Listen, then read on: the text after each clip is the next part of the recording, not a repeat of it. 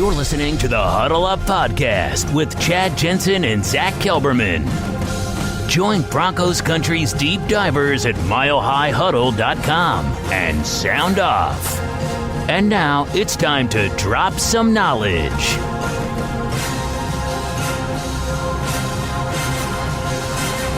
Welcome in, everybody, to the Huddle Up Podcast, presented, as always, by Mile High Huddle and 24/7 Sports, powered by Overtime Media. I'm your host, Chad Jensen, and with me, as always, is my partner in crime. You know him and love him as your Denver Broncos reporter for 24/7 Sports. He is Zack Kelberman. Zack, literally, I think you could even argue that the one position group from a starting perspective the Broncos could not really afford to suffer an injury. It happened. Day one, Todd Davis goes down. You got Josey Jewell and then nobody else. Now, a few pods ago, we touched on what free agents the Broncos might sign, and I said I'm not comfortable with the depth they have. I didn't like the fact they ignored it in free agency in the draft this offseason, and this is why. Because they're one injury away from having no one start next to Josey Jewell, who's still kind of an unknown himself, Chad. He's still, he's not a complete player. He's only in his second year, and now as a full-time starter. It's not the best situation, though. Davis is not going to be out for more than 4 weeks or so. But it's a prime opportunity, I guess, for Joe Jones, Alexander Johnson, Justin Hollins. But none of those guys are, proven players. And the depth they have behind them, there's no veteran experienced guys. So this is what I was talking about, and this is my biggest fear. And another lower body injury, Chad. An extension from last season under Lauren Landau with all those lower body maladies. It continues already on day one of camp. So it's not the greatest start. Yeah. It doesn't portend well, and let's just hope it's an outlier. But I guess 3 to 4 weeks he'll be sitting out. Josey Jewell, from what I was told, is that basically look for Alexander, the player formerly known as A.J. Johnson, to probably get the first opportunity at the plate, basically, with Davis on the sideline. So we'll see what happens, but the coaches, again, fan base and media analysts don't really seem to have a lot of faith in Johnson. He's kind of written off casually as not being a scheme fit, written off casually as not having coverage chops, so to speak. But the team, clearly, he's one of those players, Zach, that I think the team internally views him differently than maybe some of the outside perception. And I think he's going to get the first shot, as you said, Keyshawn. Justin Hollins, I think it's too soon to throw him in, but you never know. We'll see. Joseph Jones is my dog, though. I wish he would get more of an opportunity to, show what he can do. And maybe this is that sliver of opportunity that he might need to impress his new coaches. Well, the thing is, when Davis missed some time in the mandatory minicamp last month, his wife went into labor. It was Joe Jones working with the first-team defense. So, Chad, you might get your wish there. He might slide in right next to Josey Jewell and get some premium opportunity he wouldn't get otherwise. But, yeah, they're going to use, I think, a platoon. They have Bierria. They have Hollins, who they're cross-training. They even have Dakota Watson, who apparently has the best get-off of all time, according to Von Miller. So, they have some horses to make up for Todd Davis, but the fact that he went down already on day one, like you said, doesn't portend well to the overall injury bug aspect for 2019. Yeah. The flip side to that coin is that guys like Phillip Lindsay, Emmanuel Sanders, not so much Jake Butt. Did I hear anything in particular about him from day one? But Lindsay and Sanders both received a lot of praise and just kind of buzz about them coming out of that first practice. And, of course, we know they're bouncing back from injury. So hopefully the Broncos kind of got this injury bug thing out of the way. That was the outlier, and now they can kind of settle in. But you also, I wanted to ask you, and we'll get to the mailbag here in just a minute, but I haven't had a chance to read this as we sit down to record Friday's episode. You have the report, though, that the Broncos are interested in re-signing their 7th-round pick from last year, David Williams, who the team waived at the end of training camp last year. He spent a very short period on the practice squad before I think he was signed by Jacksonville, if I remember right. Yep. Yeah, and that deal's already done. Apparently, according to some reports I saw on Twitter, he has re-signed with the Broncos. He passed his physical, and in a corresponding move, they released offensive lineman Nathan Jacobson. I don't really understand this too much, Chad, considering he didn't show much last preseason. He's kind of a one-dimensional runner, a one-cut runner, and their backfield is set with the big three, and they have Devontae Jackson, the undrafted rookie, who's showing well. So I don't know what prompted this decision. I don't know if someone in the front office sees something in Williams, or maybe he's just a camp body. But his chances of cracking the 53-man roster are slim to none. So I don't really understand it. Another thing about it that was interesting as it relates to why the Broncos signed or re-signed David Williams is that the undrafted rookie Devontae Jackson, I was told by a few people who were at camp today that he looked good. So it'll be interesting to see exactly what the Broncos have envisioned there. I mean, maybe it's just simply that with both Lindsey and Freeman suffering injuries last year, they just want to hedge their bet. But if you roll with, 5 running backs, because if you end up carrying 4 actual tailbacks and then a fullback, that's 5 that you're accounting for on the 53-man roster, you're going to have to go light elsewhere. And being that that's really a position of strength for the Broncos, I'll be stunned if they end up carrying more than 3 tailbacks and that fullback.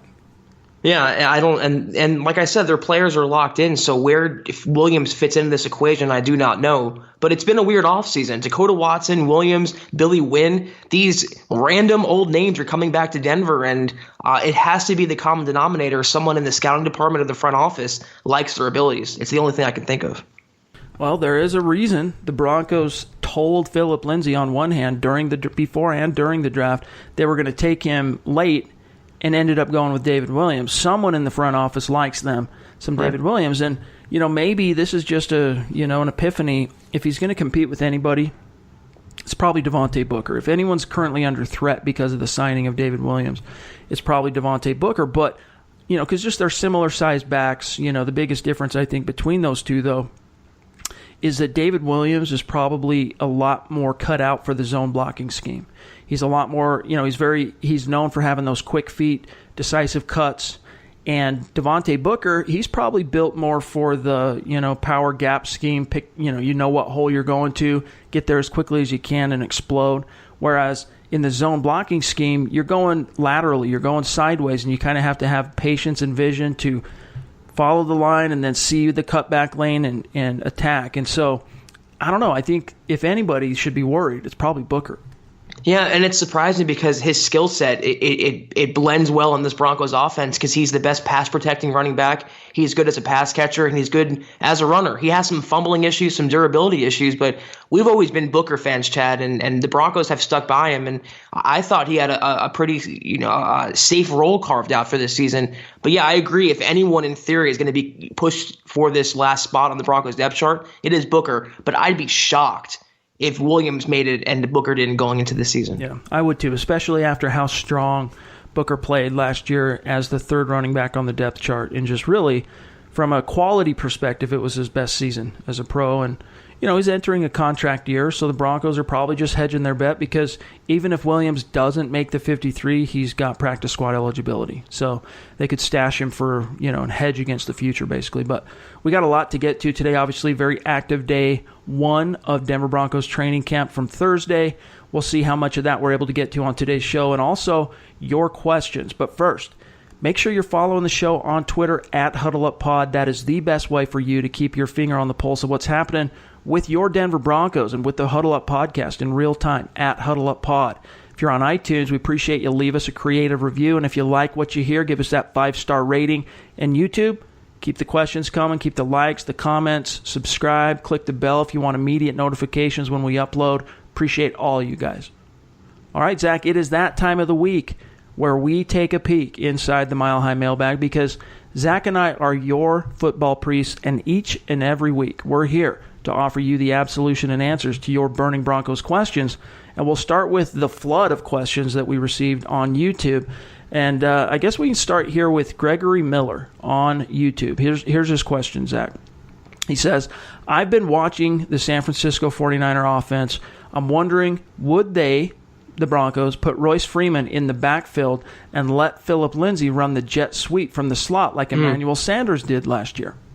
Yeah, Scangarello actually talked about that specifically earlier this offseason when he was hired around that time. that's one of the big things of the NFL now. One of the big plays that it's trending toward are those little push sweeps that you just touch the ball to the running back. And Tavon Austin made it popular in college, and the Broncos have that dimension with Phillip Lindsay. He is that explosive, and I fully expect Scangarello to use him in every capacity in the backfield as a receiver. He will be a playmaker in this offense, and that's also why I believe Freeman will get more carries. Technically, I mean, his stats are going to go up because the Broncos have a plan to use Lindsay as a weapon, not just as a running back. And by product of that, you're going to have a running back, and that'll be Freeman. So absolutely, I expect him to use on jet sweeps, jet tosses, end arounds, fake plays. Lindsay is the playmaker. Here's one from Jedi Joshua 58. He is a VIP subscriber at milehighhuddle.com. He says, "Hey guys, I've been absent due to work in the off-season lull. Glad to hear you guys are having a good summer, and I've been reading and listening to everything. Who do you think benefits most from Todd Davis's injury? Is there any chance for Alexander Johnson? Is it Joe Dineen, Joe Jones? Thanks, guys." What's your answer for Josh here? Well, Dineen's interesting because he was a kind of a highly touted priority free agent, and if anything, this gives him a chance to just get some more snaps and maybe carve out a role in the practice squad. But in the immediate future, I think Josie Jewell is the biggest benefactor because he's the man now in the middle for as long as Davis is sidelined. And then it gives the opportunities to some of the younger guys. Joe Jones, I think, will get the first crack. Then you have A.J. Johnson. Hollins will get some reps at OLB and ILB. So it's good for the younger players, but I think the best case scenario for Josie Jewell, considering how Fangio already talked him up already and kind of has designs for him in his defense. Yeah, I think that Alexander Johnson, if you're thinking about guys lower on the depth chart, we touched on it a little bit at the top of the show. I think he is who the Broncos have in mind, the first guy into the breach, but don't sleep on Joseph Jones. As Zach mentioned, he was the guy that was there first when Davis spent some time away. However, that was with a different coaching staff. So I think that the playing field for the most part has been leveled, and it's every man for themselves in terms of proving who deserves that expanded opportunity in light of Todd Davis's injury. So we'll see how that shakes out. Next question comes from JL Avenger 23 on YouTube. He says, "Hi guys, every time I see an analysis or preview regarding teams, they all put the Broncos last or underperforming. I get that because of the last 2 or 3 seasons and even already calling Drew Lock another QB bust by Elway. This year, I see another mentality, and I have way better expectations, especially with the new coaching staff. Those are real coaches now. I can see Denver fighting for a wild card at least and over 500, even though the schedule, of course, is second worst in terms of strength of schedules. What can you say about all those negative previews for 2019? Could we be a black horse this year, a dark horse, no pun intended? Mile high salutes from Costa Rica. Keep up the great effort, guys. Appreciate you." All right, so I'm on record on this that I think the Broncos are going to surprise some people here, and I can riff off, but what's your answer for JL Avenger 23, Zach? I think surprise is relative, and I think it's all subjective as to what defines a good season. For me, I don't necessarily think playoffs are in the cards, but 8-8, 9-7, maybe 10-6. That's a giant step up from the last couple of years, and that would be successful to me, especially if you can bring along either Flacco or Locke in their development. But the negative press and the negative bashing by the media, it only fuels the Broncos. Chris Harris Jr. talked about it. They love being the underdog and being disrespected. It fueled them to a title in 2015, and they're going to use it again this year. Plenty of bulletin board space in Dove Valley right now, and it's being filled one by one with all these 2-14 predictions and the rankings of their coaching staff and the roster. They read all of that. They see all of that, and it feeds into their motivation for the season. They're going to surprise some people because I think people like Seth mentioned, Chad, on one of our last shows, they're not being taken seriously in the division in the NFL. And if teams take them lightly or sleep on them, they can cause some problems. So in that sense, they will have a productive year. In that sense, they will catch some people off guard. But playoffs, I don't want to go that far just yet. Here's one thing that has really struck everybody who covers the Denver Broncos and has really paid close attention to this team, seen it up close over the last, let's just say, 3 to 5 years. Everybody saw the championship model that was established by Gary Kubiak, and even though he was only the head coach for 2 years, that kind of faded away and became almost a distant memory that I think a lot of guys in media and gals kind of forgot about because of how bad things got and kind of that, miasmic cloud that was over the Broncos during the Vance Joseph era. With Vic Fangio's arrival and his coaching staff, the scales are falling off the eyes of people up close watching this team. And what is being said is, oh my gosh, we are seeing now what a competent, veteran, experienced, knowledgeable coaching staff is all about. We almost forgot, because Vance Joseph and his staff, the way they did things, seeing it so quickly in comparison to what now Vic Fangio and company are bringing to the table, it is a stark contrast and a grim kind of reminder of really how bad things were under Vance Joseph. John Elway probably had his gut was correct after 2017 to fire him then and there. I mean, he knew what was what. The stars, the circumstances just didn't quite align in terms of approval above him on the corporate chain from Joe Ellis. And this time around, though, he basically as quickly as he could with the season in the rear view and moved on, because that was just never going to change. Zach, I think Vance Joseph could have been the head coach in Denver for the next 10 years, and I mean, you would have seen sub 500 football each and every season. So Vic Fangio, he's bringing it back, and then you combine that with veteran leadership at the quarterback position, experience at the most important position on the field, some depth and some excitement at the quarterback position, and then just the upgrades that they've made at the personnel level. And I really do, Zach. I think the Broncos could surprise some people, and I don't think it's out of the question, even with that second toughest strength of schedule in 2019. I really don't think 10-6 is out of the question for this team. First of all, there's no comparison between Vic Fangio and Vance Joseph. It's not even a contest at all. They're in different universes. And, the Broncos, they made the right call firing him, obviously, bringing aboard Vic Fangio. If it doesn't happen this season, the playoffs, it will happen next season or the very short future. He's going to be the Broncos coach for a very long time. I'm going on record as saying that he'll be very successful in Denver. There's just so many moving parts, though, for this season. So many new coaches and players and schemes, and all the stars have to align, and the injury bug has to stay away. And it's already biting him on day one. It's all going to come down to, Chad, and my opinion has not changed from March. The fact that it all comes down to Flacco. He is the difference between 8-8, which is a middling season, or 10-6, a potential wild card berth. It's if he can click and they think they have him in his prime, like Elway says, they can be a playoff team. But either way, with Vic Fangio in charge, the best decision Elway could have made after that major disaster with Vance Joseph. Yep, and I concur 100%. I mean, Fangio is going to stabilize this thing. He's going to basically bring respectability and a competitive edge back to the Broncos. That defense is going to wreak some havoc. Broncos have talent at the skill positions. The offensive line, I can promise you, is going to be better.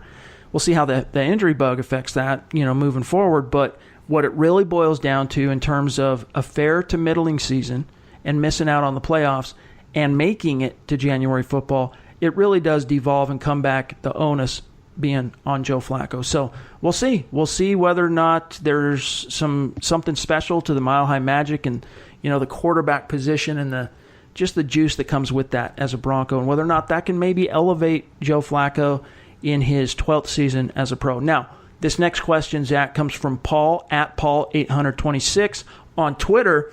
He says, and by the way, both he and Joshua mentioned, brought up the lower leg issue, and it being the first injury in camp is the lower leg, and it just seems to be continuing with the strength and conditioning coaches. The questions continue to swirl. But Paul says this: will the Broncos add an inside linebacker with Todd Davis out for a month? Now, we don't know yet, but what's your answer for Paul? No, I mean, they had multiple chances this offseason to bring one in, just even as depth, and the only pick they used was Justin Hollins, and they picked up Joe Janine. So they like who the players they have on the roster. That's one thing they made clear this entire offseason. So I don't suspect anyone from the outside to come in. They still have Stuart Cravens, Will Parks, who can play that dime backer role. They have many young backup types they want to see. So, no, I don't anticipate the Broncos signing a free agent at inside linebacker. I mean, how big of a deal, and this is a rhetorical question, but how big a deal do you really think it is for one of your top two linebackers to be out or miss some time? Because if you think about it, how often are the Broncos actually in base defense where you've got both inside linebackers on the field? Maybe my just a rough estimate would be 25-30% of the snaps. The rest of the time, it's one linebacker and a dime backer, a safety, dropping down and playing that linebacker role. So in that sense, if the Broncos had to play a regular season game on Sunday, they could probably find a way to get by. However, I think what's going to happen, getting back to Paul's question, is I think they're going to see how the next guys up to the plate handle the next day or so. And meanwhile, I think they're combing the street and the guys they know who are available out there. And if they don't like what they see in terms of really feeling confident in what Alexander Johnson, Joseph Jones, those guys bring to the table, running with the first-team defense, I wouldn't be surprised if over the weekend you see them bring in some tryouts or sign somebody. But I think they'll give it a day or two before they can come to any conclusion while hedging and doing their research. Now, we still have a few more questions we want to get to for you guys here in the Mile High Mailbag. First, though, we got to take a quick break. We'll be right back. This is the Overtime Podcast Network. All right, Zach, let's get to another question here in the mailbag. It comes from Stony Neff on YouTube. He says, my question is, what do you think the Broncos' biggest weakness is going into the season? I think it's middle linebacker. Hopefully Vic Fangio can work his magic with what we have. Would you concur, Zach, or does your opinion differ in terms of the biggest weakness on this team? No, I do concur with that. And among the starting players, inside linebacker, I was not crazy. As I mentioned multiple times, including tonight, with the Broncos just totally avoiding that position in the draft, and with Devin Bush and in free agency, a couple options they had there. I am not the biggest Todd Davis fan. I am also not a fan of the Broncos not having depth along the offensive line. I think that's a weakness. Tackle, guard, center with Connor McGovern as the full-time starter now. They have depth issues at those spots, and that's going to come back to bite them if they don't rectify that, and that's why I wanted them to do that this offseason. So by far and away, inside linebacker and some spots along the offensive line, their biggest weaknesses. Just for the sake of parity, I'll say also I'll throw in there as a weakness is just offensive line depth. It's not that the Broncos don't have options behind the starting five. I mean, there are some guys. However, in terms of proven depth, it's pretty slim. It's pretty lackluster. You got Elijah Wilkinson now has 7 starts under his belt. Solid. It's not ideal, but it's solid. You've got Barkley. Don Barkley's got something like 25 starts in the NFL at tackle, mostly right tackle and a little left tackle and a little right guard. And then you got Chaz Green, who's, I think, started 5 games in the NFL. Followed by probably the next guy up would be Sam Jones, who I think the Broncos are basically viewing as the backup center this year. So that's my biggest concern, and not so much interior depth, Zach, but just that swing tackle still is just nagging at me. I mean, let me just tell you, when Chaz Green and Don Barkley are your top reserve tackles, I mean, you're in a pretty bad situation. For the longest time now, the Broncos just are not able to groom homegrown linemen who can step in at a moment's notice. They were kind of doing that with Billy Turner. Then he signed a big contract with the Packers. Yeah, depth there. And I would also mention tight end because there's just so many unproven players there. I do love Noah Fant, but I think he'll take a year or so to acclimate. Then you have just the MASH unit. All those players ended on IR last year, and I'm not crazy about any of the 3. So certainly depth at all those spots are the Broncos' biggest weakness as it stands right now. All right, next question here comes from Eclipse Stormborn on YouTube, but he is also a recent VIP subscriber. So welcome to the manger, Eclipse Stormborn. His question here is, what is your guys' opinion on the Broncos signing wide receiver Stephen Dunbar Jr., formerly of the San Francisco 49ers? Zach, you had the report for our website. What's your answer for Eclipse Stormborn? I mean, I don't have much of an opinion. He's a camp body, and he wouldn't have been signed if Aaron Burbridge didn't retire yesterday. But the Broncos are basically swapping one Scangarello pupil for another. He has some familiarity with him from his time with the Niners, but he's just a camp body. He'll be around for a couple weeks or so, and then when the final roster, if he even makes it that far, he'll be cut. One more here from Eclipse Stormborn.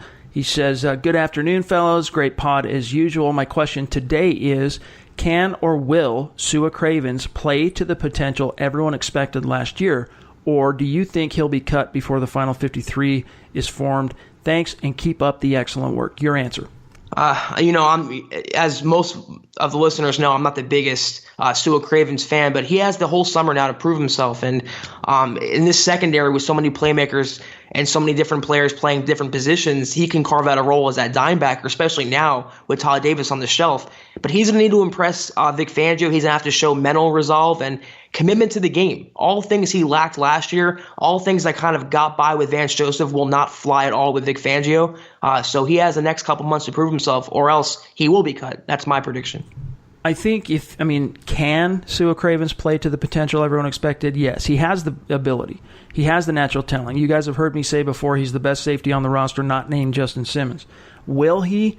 As Zach said, it's just too early to tell. We don't know if he's progressed. We don't know if he's matured. We don't know if the reality of his situation has set in. We don't know how much he cares about football.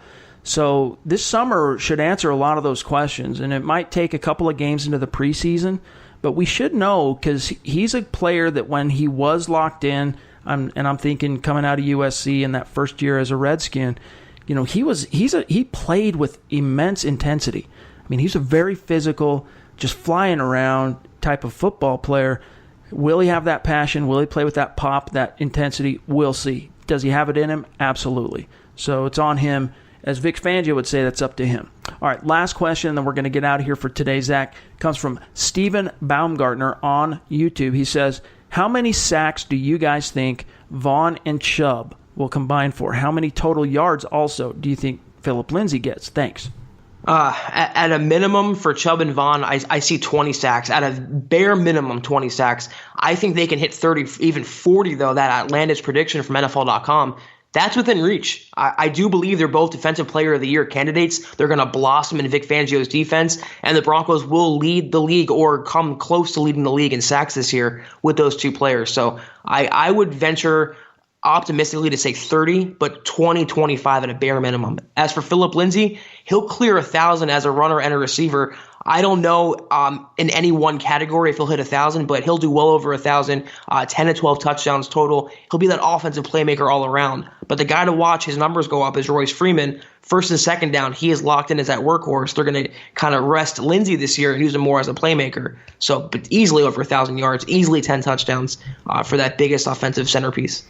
I think that Vaughn and Chubb are going to combine for somewhere between 25 to 30 sacks this year, which is, if you think about it, would be big seasons for both of them. I mean, last year, what'd they do? 26 and a half they combined for. So I think they'll come somewhere in that pocket if you set it as kind of a baseline and then, kind of the expectation of a Fangio bump of some sort, maybe getting to 30, but we also have to keep it realistic. 'Tis the season for the bold predictions, and I get all that, but I think it's fair, Zach, to say 25 to 30 somewhere in there. And then Philip Lindsay last year, if you add up his rush yards and you add up his receiving yards, about 1,300 yards from scrimmage. Yeah. I think it's not outside the bounds of the possible to say, to bump that number by 200, say 1,500. And it wouldn't surprise me if he frickin' blew that away and did something like 2,000. It really would not shock me. However, the Broncos would be unwise, in my humble opinion, to push the envelope too hard with Philip Lindsay. He is a ball of energy. Joe Flacco marveled at his energy and just his buzz and just his intensity on day one of training camp. He talked about it, comparing him to the energy that his kids have. And as a father and anyone out there who is a parent, sometimes you're like, where is all this energy coming from your kids? It's just like endless until they drop, right, at night. Philip Lindsay brings that same type of excitement and energy, so much so that it reminded Joe Flacco of his own kids. And he didn't say that in any kind of dismissive or, derisive way. He meant it as a compliment, that energy. But the Broncos, they just can't get over their skis on this. They got to play it smart. They got to play it safe. Keep his touches somewhere between 12 and 20 on a game-in, game-out basis. I think you kind of can walk that razor's edge, Zach, of getting the most out of Lindsay, while also, keeping him fresh and not risking him unnecessarily to the vagaries of the injury bug. Yeah, that's the thing. Coming off that wrist, they're going to maybe be a little safer than sorry with him and not overextend him. But, yeah, the numbers you mentioned I can definitely see. And I can also see him just pop off for another Pro Bowl season, just explode. But that's in a best-case scenario. One more thing, though, in terms of Vaughn and Chubb, I would almost be disappointed if they did not hit 30 sacks. That's how much talent they have and potential. And like you mentioned the numbers last year, Chad, they came close. So if they did that in year one together, 30 should be the baseline. And I would almost be dejected if they didn't hit that number. They're in for huge, huge seasons. By the way, DJ Johnson, I see all of your awesome posts here on this thread. Unfortunately, I'm reading through them, and I just don't see any questions there. So some great insight, though, and definitely entertaining posts there, so keep that coming, DJ. But, hey, you guys, that's going to do it for today's episode of the Huddle Up Podcast. Another great week of podcasting in the books for Zach and I. We're going to be back, of course, on Monday. And in the meantime, there will be a fresh episode of Building the Broncos waiting for you on Saturday, so stay tuned for that. Make sure, though, you're following the show on Twitter, especially with training camp rolling. You don't want to miss out on anything.